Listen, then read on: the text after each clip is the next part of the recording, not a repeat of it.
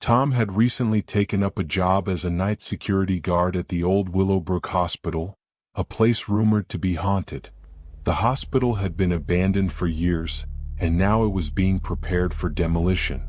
Tom was responsible for ensuring that no trespassers entered the premises at night.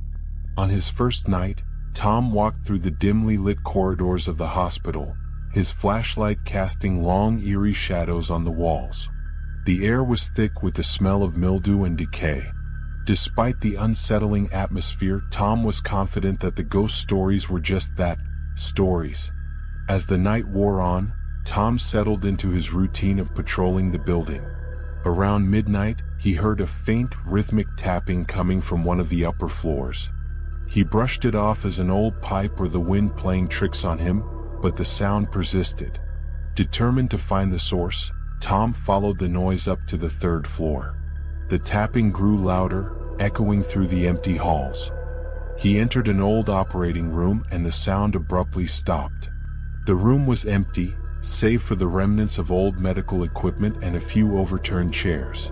Tom's heart raced as he scanned the room with his flashlight. Suddenly, he felt a cold breath on the back of his neck. He spun around, but there was no one there. His mind raced, trying to rationalize the sensation. He decided it was best to continue his patrol and leave the room behind. As he walked down the hall, he heard soft footsteps behind him. He turned around quickly, but again there was no one there. The footsteps seemed to follow him, no matter how fast he walked. He felt a growing sense of dread, as if something unseen was watching him. Tom reached the ground floor and decided to check the security cameras for any signs of intruders. As he reviewed the footage, he saw something that made his blood run cold. In one of the cameras, he saw a shadowy figure standing at the end of the hallway he had just patrolled. The figure was barely visible, but it seemed to be watching him. Panicked, Tom grabbed his flashlight and rushed back to the hallway, but the figure was gone. The hospital was silent, save for the sound of his own breathing. He couldn't shake the feeling that he was not alone. As the nights went on, the strange occurrences continued. Objects would move on their own, disembodied voices whispered his name, and the shadowy figure would appear on the security cameras, always watching.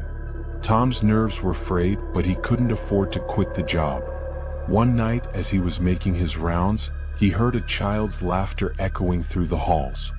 He followed the sound to an old pediatric ward, where he found a single dusty teddy bear lying on the floor. The laughter grew louder, and he felt a cold hand grip his shoulder. He spun around to find the shadowy figure standing inches from him, its eyes hollow and void of life.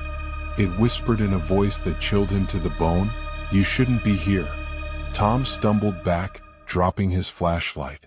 The figure advanced towards him, and he felt an overwhelming sense of dread. He turned and ran, desperate to escape the hospital. As he reached the exit, the doors slammed shut on their own, trapping him inside. In a final act of desperation, Tom screamed for help, but his voice was swallowed by the darkness. The figure loomed over him, its presence suffocating. Tom felt his consciousness slipping away, and the last thing he heard was the echo of the child's laughter. The next morning, the demolition crew found Tom's lifeless body lying in the entrance hall, his face contorted in terror. No one could explain what had happened, and the hospital was torn down, its dark secrets buried beneath the rubble.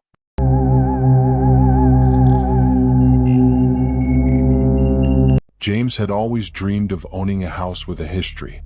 When he stumbled upon the old mansion at the edge of town, he couldn't resist its allure.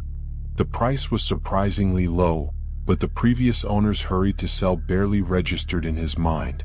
The mansion stood tall, with ivy creeping up its stone walls and windows that seemed to have witnessed centuries pass by. As James stepped through the creaking wooden door, a chill ran down his spine. It was an eerie silence, the kind that makes you feel like you're being watched.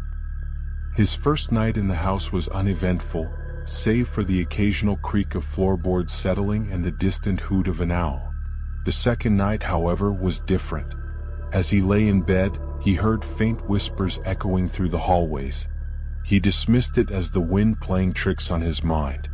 But the whispers grew louder and more distinct with each passing night. James started noticing things moving out of place, a chair here, a picture frame there. Shadows seemed to dance in the corners of his vision, vanishing when he turned to look directly at them. One night, as he was reading in the study, the whispers became deafening. He followed the sound, which seemed to originate from the basement. The door to the basement was locked, but as he approached it, the lock clicked open on its own. His heart pounded in his chest, but his curiosity drove him forward. The basement was dark, damp, and filled with cobwebs. In the center of the room he found an old, dusty mirror. As he wiped the grime away, his reflection began to warp and twist. The whispers turned into frantic, pleading voices, begging him to leave. James' reflection contorted into a horrifying visage, a grotesque version of himself with hollow eyes and a sinister grin. It spoke in a voice that sent chills down his spine. "You are not alone, and you never will be." Panicked, James stumbled back up the stairs and slammed the basement door shut. The house seemed to come alive, with doors slamming and windows rattling. He realized he was trapped in a place where the past and present coexisted in a malevolent harmony. Desperate to escape, James tried to sell the house, but no one would come near it.